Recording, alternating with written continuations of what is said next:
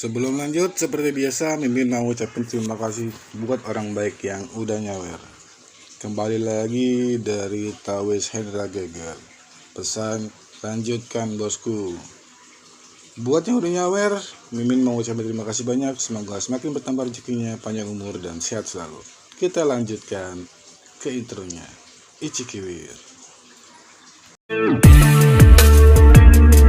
Kembali lagi bersama channel kita semua. Jika Anda suka, jangan lupa komen, like dan subscribe, serta bila Anda berkenan. Selamat membaca dan mendengarkan. Perintah Kaisar Naga, Bab 32993301. Melihat ramuan hitam itu, semua orang menunjukkan rasa jijik. Setelah meminum ramuan ini, kamu tidak perlu khawatir tentang tenda beracun ini, kata Dev kepada semua orang. Tapi tidak ada yang maju. Lagi pula, ramuan itu tampak hitam gelap dan berbau busuk. Bagaimana bisa dimakan? Saat tidak ada yang maju, Dr. Chen adalah orang pertama yang bergegas maju, lalu mengambil pil dan melemparkannya langsung ke mulutnya. Kali ini, semua orang tercengang dan tidak tahu apa yang akan dilakukan Dr. Chen. Ini benar-benar obat yang ajaib, sungguh obat yang ajaib. Saat dia mengatakan ini, Dr. Chen benar-benar berlutut dan memuja Dev. Saya buta dan tidak mengenali kekuatan dari ahli pengobatan. Mohon maafkan saya. Melihat sikap Dr. Chen, langsung membuat orang-orang yang tercengang itu semakin kaget. Dr. Chen, apa kabarmu? Hawkins bertanya pada Dr. Chen dengan bingung. Berhenti memanggilku dokter. Aku tidak layak menyandang nama dokter. Orang di depanku bisa disebut alkemis atau bahkan ahli pengobatan. Ramuan ini terlihat gelap dan berbau tidak sedap. Tapi memang begitu obat ajaib yang dapat mendetoksifikasi. Dan ini tungku untuk memurnikan obat ini adalah kuali Senong kuno, kuali dewa kuno tertinggi. Kata Dr. Chen dengan penuh semangat. Setelah mendengar apa yang dikatakan Dr. Chen, semua orang melihat ke arah Dev, dan mata mereka berubah. Pada saat ini, Tuan Miao berhenti membunyikan lonceng dan berkata dengan keringat di kepalanya, semuanya, tolong segera minum obat mujarab itu. Dr. Chen benar, adik laki-laki ini memang bisa disebut ahli pengobatan. Memang benar aku terluka saat bertarung dengan iblis, dan ada energi jahat di tubuhku. Jika adik kecil ini tidak membantuku menyedot energi jahat di pesawat, aku mungkin sudah lama pergi menemui Raja Neraka. Tuan Miao mendesak semua orang untuk segera meminum pilnya. Dia tidak bisa lagi membunyikan lonceng, dan segera semua orang akan diserang oleh tenda racun lagi dan kehilangan akal sehatnya. Kakek, kamu. Wajah Misa sangat terkejut, dia tidak menyangka apa yang dikatakan Dev itu benar. Begitu Tuan Miao mengatakannya, semua orang yakin dan mulai mengeluarkan pil dari kuali Senong dan langsung menelannya. Bahkan Yulian dan Helena masing-masing memakannya. Dev tidak mengambilnya, tenda racun belaka tidak bisa meracuni tubuhnya yang kebal. Tepat ketika semua orang menelan ramuan itu, Dev menemukan bahwa Zian mengambil ramuan itu, berpura-pura membuangnya ke mulutnya, tetapi memasukkan ramuan itu ke dalam sakunya. Dev sangat terkejut dan tidak mengerti mengapa Zian tidak meminum obat mujarab tersebut. Apakah dia tidak takut dengan tenda beracun itu? Meski bingung, Dev tidak bertanya lebih lanjut, meminum obat mujarab atau tidak adalah kebebasan tiap orang, dan Dev tidak akan memaksanya. Setelah semua orang meminum ramuan itu, mereka tidak lagi terpengaruh oleh tenda racun, dan pikiran mereka tidak lagi bingung. Oke, ayo kita pergi dari sini secepatnya. Meskipun kita tidak akan terpengaruh oleh tenda racun, monster yang muncul di sini juga akan menjadi gila, kata Hawkins. Semua orang mengangguk, lalu mengikuti Hawkins, berencana meninggalkan tempat ini.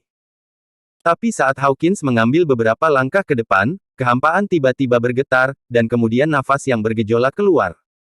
Di malam yang gelap, sosok perak muncul, menuju Hawkins seperti kilat. Hawkins terkejut dan secara naluriah mundur. Sosok itu melompat ke udara, lalu menatap tajam ke arah Hawkins. Pada saat ini, semua orang menemukan bahwa sosok tadi ternyata adalah harimau iblis. Mata harimau iblis itu dipenuhi dengan darah merah, yang jelas dipengaruhi oleh tenda racun. Harimau merah perak, harap semuanya berhati-hati. Hawkins terkejut saat melihat harimau iblis ini dan memperingatkan dengan keras. Saya melihat harimau merah perak itu panjangnya lebih dari 10 meter, dan matanya seperti lonceng. Semua orang terlihat sangat kecil di depan harimau merah perak ini. Sial, kenapa kita bertemu dengan harimau merah perak ini? Makhluk seperti ini sangat sulit dihadapi, tapi biasanya harimau merah perak ini tidak pernah menyerang manusia. Aku melihat harimau merah perak terpengaruh tenda racun. Matanya berwarna merah, apakah dia bingung?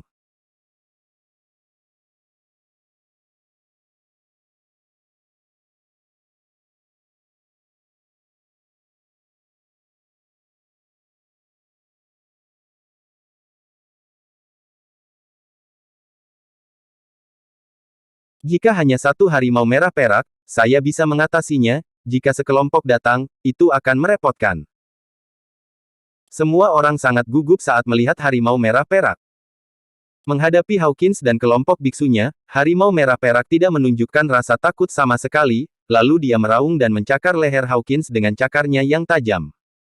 Perubahan terjadi di depan Hawkins, dan aura di tubuhnya meledak seketika, lalu membentuk perisai di sekelilingnya. Ledakan. Harimau merah perak meraih perisai dengan satu cakar. Perisai yang tampak kokoh itu langsung hancur di bawah cakar ini, dan dada Hawkins juga tergores dengan luka goresan yang dalam.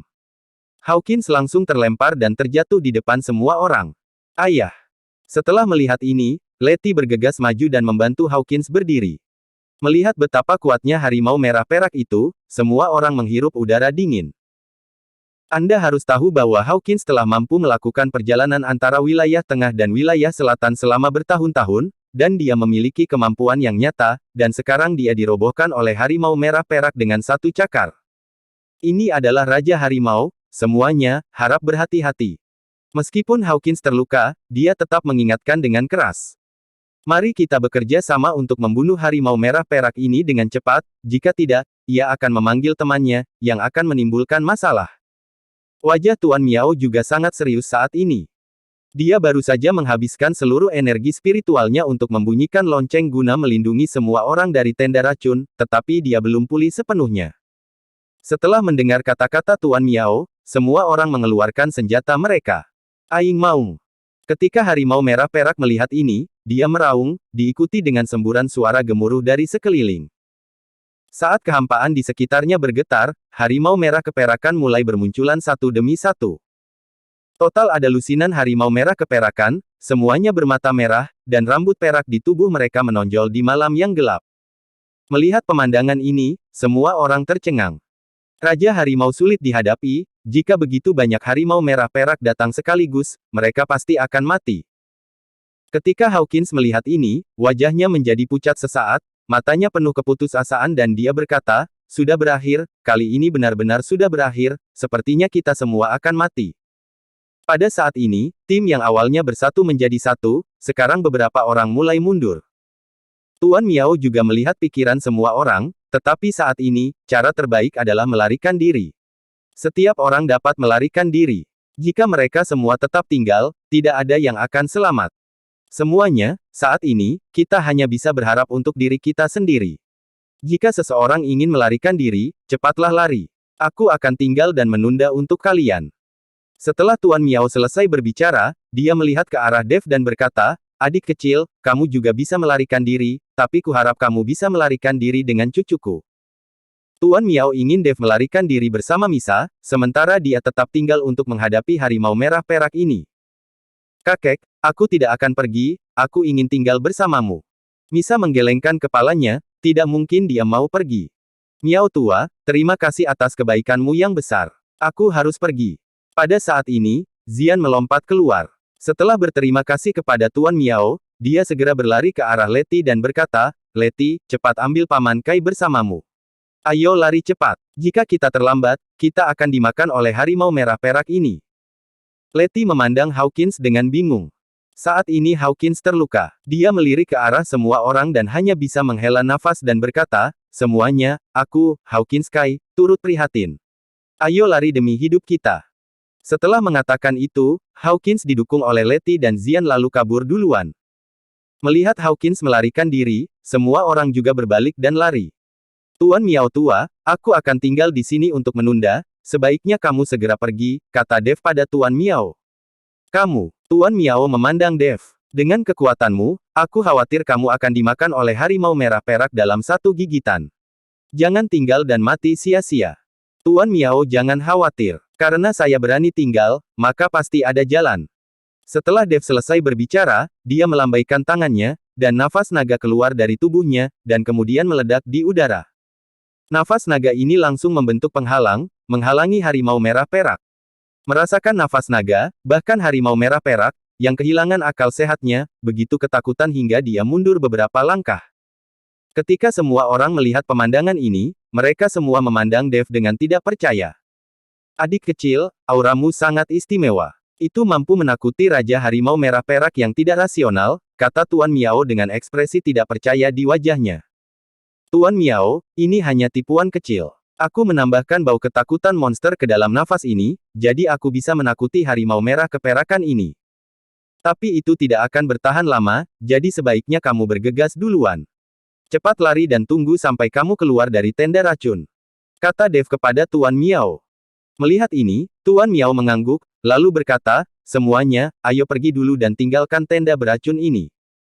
Dengan Tuan Miao yang memimpin, yang lain mengikuti Tuan Miao dan melarikan diri demi nyawa mereka. Kalian berdua harus mengikuti, dan aku akan menyusulmu nanti. Dev meminta Yulian dan Helena untuk melarikan diri bersama Tuan Miao dan yang lainnya. Yulian dan Helena ingin mengatakan sesuatu, tapi melihat Dev seperti itu, mereka hanya bisa menganggukkan kepala dan mengikuti Tuan Miao dan yang lainnya. Saat ini, Dev ditinggalkan sendirian menghadapi puluhan harimau merah perak. Alasan mengapa Dev meminta orang lain untuk melarikan diri adalah karena dia tidak ingin mengungkapkan identitasnya di depan semua orang. Dev sengaja mengubah nafas naga tadi, agar dia tidak dikenali. Namun, naga adalah penguasa semua binatang. Bahkan jika harimau merah perak diracuni dan kehilangan akal sehatnya, mereka masih bisa merasakan tekanan nafas naga, jadi mereka mundur. Ada alasan lain, yaitu Dev merasa ada yang tidak beres dengan tenda racun tersebut. Tenda racun ini tidak terbentuk secara alami, melainkan dimurnikan oleh seseorang. Dan tenda racun tiba-tiba muncul di sini. Seseorang seharusnya melakukannya dengan sengaja, tetapi Dev tidak tahu siapa orang itu. Pada saat ini, nafas naga perlahan melemah, dan harimau merah perak itu mulai menyerang dengan ganas, dan penghalang yang mereka bombardir terus bergetar. Melihat penghalang itu akan segera diledakkan, Dev tidak merasa gugup sama sekali. Terlihat Dev menggumamkan sesuatu di mulutnya, mantra pemurnian hati terdengar merdu, lalu menembus tubuh harimau merah keperakan itu melalui telinganya. Dalam sekejap, harimau merah perak yang awalnya gila perlahan menjadi tenang, dan mata merah mereka mulai kehilangan warna merahnya. Dev terus melafalkan mantra pemurnian hati, dan akhirnya mata harimau merah keperakan itu tiba-tiba menjadi jelas. Apa yang terjadi?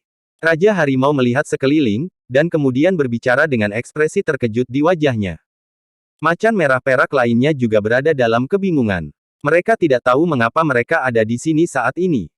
Kamu terkena tenda racun, yang menyebabkan kamu kehilangan kesadaran dan menyerang kelompok kami, kata Dev perlahan. Kami menyerangmu. Raja Harimau sedikit tidak percaya. Kami selalu tinggal jauh di pegunungan dan hutan dan tidak pernah bertarung dengan biksu manusia. Bagaimana kami bisa menyerangmu? Bukankah aku baru saja mengatakan bahwa kamu diracuni oleh tenda racun lalu menyerang kelompok kami? Kalian tidak sadarkan diri. Hanya saja saya tidak tahu dari mana tenda racun ini berasal, kata Dev jujur. Itu pasti perbuatan orang-orang serakah itu. Sejak mereka tiba, kami telah memberikan banyak ruang. Aku tidak menyangka orang-orang ini menggunakan tenda racun untuk membingungkan pikiran kita dan membiarkan kita menyerang para biksu manusia. Raja Harimau sepertinya memikirkan sesuatu, jadi dia berkata dengan marah. Bersambung.